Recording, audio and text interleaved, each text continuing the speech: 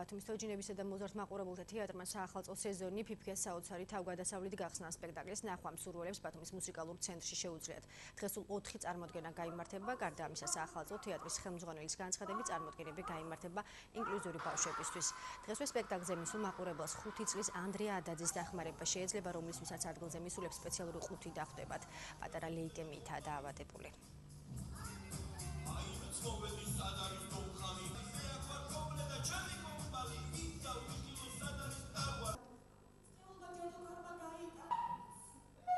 გადავწყვიტეთ, რომ ანდრია ადაძის დასახმარებლად, რომელიც არის ჩვენი მსახიობის შვილი, და ის არის ლეიკემიით დაავადებული, 5 წლის არის არაჩვეულებრივი ბავშვი, გავმართოთ აქცია, ფოიეში დგას ყუთი და მე მგონი შემოწირულობა იქნება ბევრი. დღესაც გვაქვს 4 სპექტაკლი, რადგანაც უბრალოდ სხვა დღეებში არ მოხერხდა, მართალია ერთი დღე არის, მაგრამ არის მართლა არაჩვეულებრივი ფიფქია საოცარი თავგადასავალი და დარწმუნებული ვარ, რომ მაყურებლები იქნებიან ძალიან კმაყოფილები.